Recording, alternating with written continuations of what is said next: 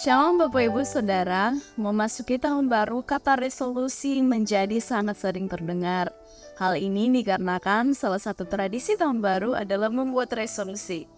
Orang-orang antusias membuat daftar panjang rencana yang ingin dicapai di sepanjang tahun. Juga banyak orang yang bertekad untuk menghentikan kebiasaan buruk dan berjanji untuk memulai sesuatu yang baik di tahun yang baru. Namun tahukah kita jika fakta yang terjadi adalah hampir semua orang gagal dalam menempati resolusi tahun barunya.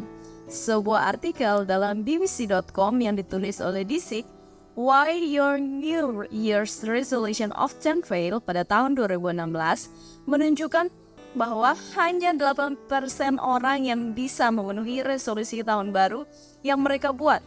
Selebihnya gagal, saudara. Jujur saja bahwa banyak dari kita dan saya juga termasuk dalam 92% orang yang gagal mewujudkan resolusinya dari tahun ke tahun. Tapi pertanyaannya, mengapa seperti itu? Jawabannya adalah karena resolusi kita yang tidak pernah menjadi solusi.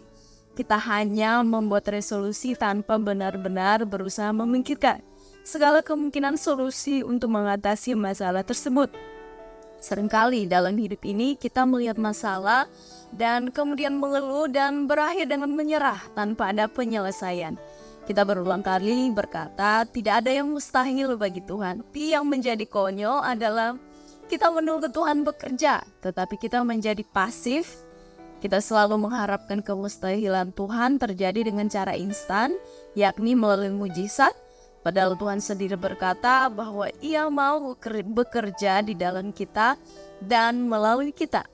Bukankah Alkitab sudah mencatat bahwa Ia akan memberikan kita jalan keluar, solusi untuk setiap permasalahan kita yang tidak selalu melalui cara instan mujizat, tetapi melalui pemikiran logis dan tindakan kita yang aktif mencari berbagai solusi, di mana Tuhan akan menolong kita dengan hikmat yang diberikannya.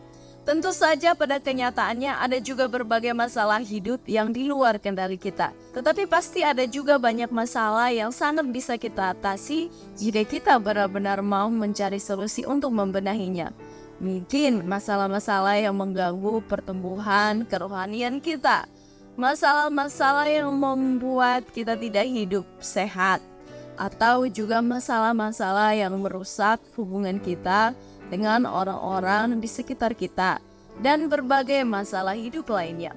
Jadi saudara, hari ini kita diingatkan, untuk memasuki tahun ini tidak cukup hanya dengan membuat target untuk apa yang ingin dicapai, tetapi juga biarlah kita fokus memikirkan masalah-masalah yang belum diselesaikan di tahun sebelumnya, dan kiranya kita dengan rendah hati bergumul di hadapan Tuhan dan meminta hikmat dan kebijaksanaan Tuhan dalam menemukan solusi yang mempermuliakan namanya.